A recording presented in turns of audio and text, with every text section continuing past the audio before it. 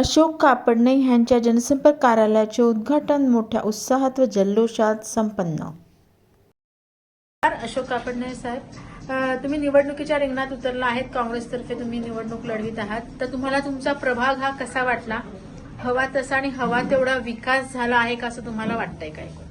नमस्कार, मी अशोक कापडणे, प्रभाग क्रमांक 28 ड मधून निवडणूक अधिकृत उमेदवार म्हणजे भारतीय राष्ट्रीय काँग्रेसच्या तिकिटावरती मी निवडणूक लढवत आहे. आजच्या ह्या प्रभागाचा अतिशय घाणेरडापणाने विकास झालेला आहे मॅडम. कारण का आज आपली जो डोंबिवली शहर आहे, स्मार्ट सिटीमध्ये गणती केली जाते, परंतु स्मार्ट सिटीचा एकही असा या ठिकाणी जे महत्वाचे जे मुद्दे आहेत, म्हणजे समजा तुमची लाईट आहे, रोडची लाईट आहे, गटारीचा प्रश्न आहे, रोडचा प्रश्न आहे. आज म्हणजे सांगण्यात येतं की जवळजवळ रोडचं म्हणजे काही आरसीसी किंवा याचं कॉन्क्रिटीकरण केलं, परंतु ते कॉन्क्रिटीकरण एकदम हलक्या दर्जाचं असून आजही नवीन रोड असलेले असताना सुद्धा त्याला तडे गेलेले आहेत. दुसरी गोष्ट, रोडचे जे दिवाबत्ती आहे ते पण एकदम निकृष्ट दर्जाची आहे. त्याप्रमाणे आपले गटारी व्यवस्थित साफ होत नाही. पावसाळ्यात एवढं पाणी तुंबल्या जातं, गटारी एकदम ओव्हरफ्लो होऊन जातात, त्याची पण कधी अजून म्हणजे चांगल्या प्रकारे साफसफाई झालेली नाही. याच अनुषंगाने आमच्या पक्षश्रेष्ठीने सर्व या गोष्टीचा विचार करून मला अधिकृत उमेदवार घोषित केलेला आहे. आता इथल्या एवढ्या तुमच्या सगळ्या समस्या तुम्हाला दिसत आहेतच. आता तुमची पुढची योजना काय असणार आहेत किंवा तुमचं विजन काय आहे किंवा प्रभाग जास्तीत जास्त सुकर आणि व्यवस्थित करण्याच्या दृष्टीने कशी वाटचाल असणार आहे? आता समजा रोडच्या लाईटचा प्रकार आहे, ते त्याचे व्यवस्थित असं व्यवस्थित म्हणजे लाईटचा जो प्रकार आहे एकदम खालच्या दर्जाचा आहे, ते सुधारण्याचा प्रयत्न करेल. त्याचप्रमाणे आपले जे गटारी आहेत, गटारीच्या वरचे झाकणं, साफसफाई याच्यावरती चांगल्या प्रकारे म्हणजे अंकुश ठेवण्याचं काम करणार आहे. बरं, आता तुमच्या जनसंपर्क कार्यालयाचं आपल्या गांधीनगर परिसरातील ज्येष्ठ नागरिक आहे. ज्येष्ठ नागरिक म्हणजे त्यांना काही लोकांना शुगरचा प्रमाण, काही खूप आजारी असतात, त्यांना येताना जाताना या ठिकाणी जे मलमूत्र विसर्जन वॉशरूम ते सुद्धा नाहीये. त्यांना खूप लांब जावं लागतं किंवा कुठे कुठे आडोशाला हे सुद्धा याची सुद्धा सोय नाहीये. इलेक्ट्रिकल स्टेट बोर्डचे जे बोर्ड आहेत खूप प्रमाणे ओपन आहेत, त्याच्यावरती रोडचे केबल आहेत ते पण ओपन आहेत. त्या पण शक्यतो होईल तेवढे माझे प्रयत्न, मी जेवढा चांगल्यात चांगला आपला वार्ड सुधारण्याचा प्रयत्न करणार आहे. आता तुमच्या इथं गांधीनगरमध्ये निवडणूक कार्यालयाचं ओपनिंग करण्यात आलंय गणेशनगरमध्ये, तर काय सांगाल एकूण आपण? ऍक्च्युली खरं म्हणजे मी आता काही गोष्टी बोलणार नाही, कारण यामध्ये काही बोललो तर लोकांना भावना दुखावल्या जातील. मी लोकांच्या भावना दुखावण्यासाठी मी आज लोकांचा संपर्क वाढण्यासाठी मी आज एक केवळ ऑफिस ओपन केलेलं आहे. संपर्क करण्यासाठी तुम्ही आज ओपन.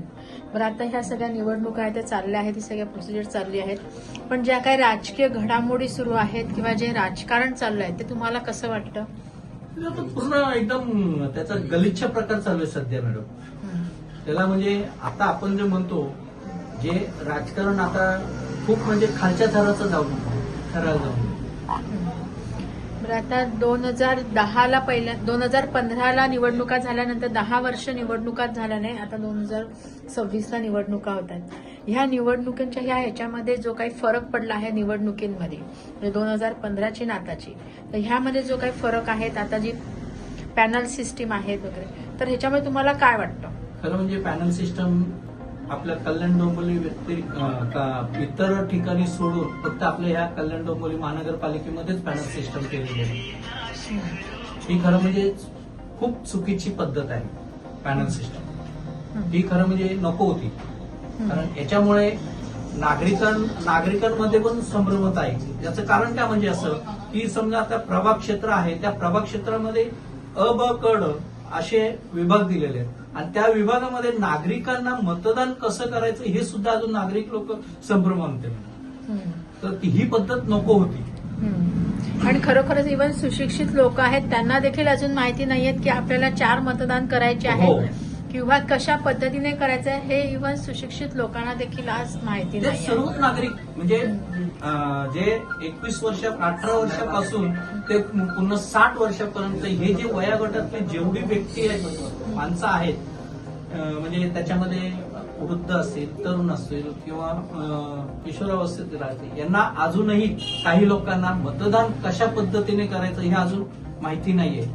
या म्हणजे प्रभाग क्षेत्र ही यंत्रणा चुकीची आहे. 15 जानेवारीला मतदान होत आहे, तुम्ही मतदारांना काय आव्हान करू इच्छिता? होईल तेवढं शक्यता मी म्हणजे आता शेवटी कौल देणं हे मतदार लोकांच्याच हाती आहे. आपण तर त्यांना विनंती करू शकतो, बाकी याच्या व्यतिरिक्त काही करू शकत नाही. मॅडम पॅम्पलेटमध्ये तसं लिहिलं आहे की नागरिकाच्या मनातील कामाचा माणूस, हक्काचा माणूस आणि शेवट आपल्या ज्या प्रभागामधल्या ज्या समस्या आहेत या समस्या काय काय आहे काय काय नाही या सर्व मी डिटेल्स लिहिलेले आहेत. याच्यावरती मी संपूर्णपणे तोडगा काढण्याचा प्रयत्न करणार आहे. नागरिकांनी त्यासाठी मला सुविधा द्यावी हे मी नागरिकांना विनंती करतो. त्याचप्रमाणे खालचा जो आमचा आहे जनतेसाठी काँग्रेस लढणार आणि मी पण लढणार आणि बदल घडवणार अशातलं हे आमचं स्लोगन आहे. या अनुषंगाने आम्ही सर्व कार्यकर्ते कामाला लागलेलो आहे.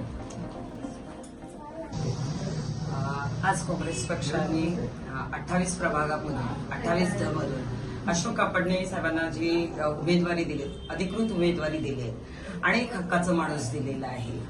काँग्रेस पक्षाने अजूनपर्यंत काय केलं आणि काय दिलं हे सांगण्याची कोणालाच गरज नाहीये. हा इतिहास लोकांसमोर आहे.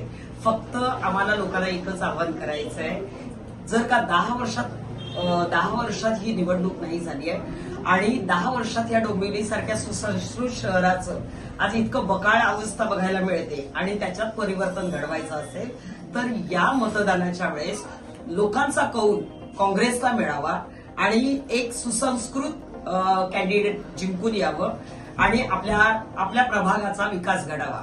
एवढंच माझं बोलणं. कल्याण डोंबिवली महानगरपालिकेच्या निवडणुकीच्या माध्यमातून प्रभाग क्रमांक 28 ड काँग्रेस पक्षाचे अधिकृत उमेदवार अशोक कापडणे यांच्या निवडणूक प्रचार कार्यालयाचं उद्घाटन झालं असं मी जाहीर करतो. आपण पूर्ण आता जवळजवळ मला या कल्याण डोंबिवलीमध्ये 50 वर्ष झालेली आहेत, परंतु अशी निवडणूक आम्ही कधी बघितली नाही. या वार्डामध्ये 2005ला मी उमेदवार होतो काँग्रेसचा. आपण या महापालिकेचं बजेट बघितलं तर 12,000 कोटीचं वर्षाचं बजेट कल्याण डोंबिवली महानगरपालिकेचं. 6 वर्षाचे झाले 60,000 कोटी. किती? 60,000 कोटी. मग 60,000 कोटी 25 वर्षामध्ये 50,000 कोटी खर्च झाले. कोणतं एक तरी काम तुम्ही सत्ताधाऱ्यांनी असं दाखवावं आम्हाला की ते जनतेच्या आणि आजूबाजूच्या परिसराच्या नजरेमध्ये बसेल एवढं आम्हाला दाखवावं त्यांनी.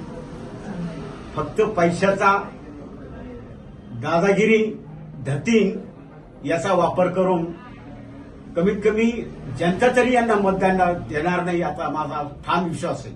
कारण जनता आता यांना वैतागलेली. हा विकासाचा यांचा अजेंडा नसून हा महापालिका नाही, इथले नागरिकच भकास करण्याचा यांचा अजेंडा आहे. आपण बघतो मागच्या 4 महिन्यापूर्वी या ठिकाणी हॉस्पिटलमध्ये 2 साप चावलेल्या महिला मृत्यू पावल्या. काय ऑफिसच्या आपल्या हॉस्पिटलची जाई नाही. आपल्या कोणती अशी शैक्षणिक संस्था उभी केली की जे सर्वसामान्य लोकांचे मुलं त्या शाळेमध्ये शिकू शकतील? हॉस्पिटलची दैना काय तुमच्या? बीओटीवरती आज आपल्या फडके रोडला बघतोय आपण एक हॉस्पिटल होतं, त्या हॉस्पिटलची दैना काय करून ठेवलेली? हा जनतेसाठी विकास म्हणायचा का भकास म्हणायचा? आपण या महापालिकेच्या निवडणुकीच्या माध्यमातून आम्ही आता नागरिकांना एकच सांगणार आहे, उघडा डोळे आणि बघा नीट का डोंबिवलीची काय अवस्था आहे. वास्तविक पाहता या शहरामध्ये ज्या लोकांच्या गरजा आहेत त्या गरजेपासूनच जनतेला वंचित ठेवलेला आहे. कुठल्याच प्रकारचा विकास या भागामध्ये झालेला सुद्धा नाही आणि होणार सुद्धा नाही. आज बघतोय वारे माप पैसा खर्च करून इकडचे उमेदवार यांना पळवायचं, ते उमेदवार बिनविरोध निवडून आणायचे. अशी निवडणूक आम्ही कधी 50 वर्षामध्ये बघितली. परंतु आता जनतेने, मला वाटतं ही निवडणूक हातामध्ये घेतलेली. जनतेनेच आता विचार करायचा आहे की विकासासाठी आपल्याला मतदान द्यायचं का दादागिरीसाठी आपल्याला मतदान द्यायचं. कारण डोंबिवलीची संस्कृती मी चांगल्या प्रकारे बघितली. डोंबिवलीचे पहिले नगराध्यक्ष होते आबा पटवारी, त्याच्यानंतर रामभाऊ कापसे इथले खासदार होते. सगळ्या संपर्कामध्ये माझं वागणं झालेलं आहे आणि ते कट्टर संघाचे होते.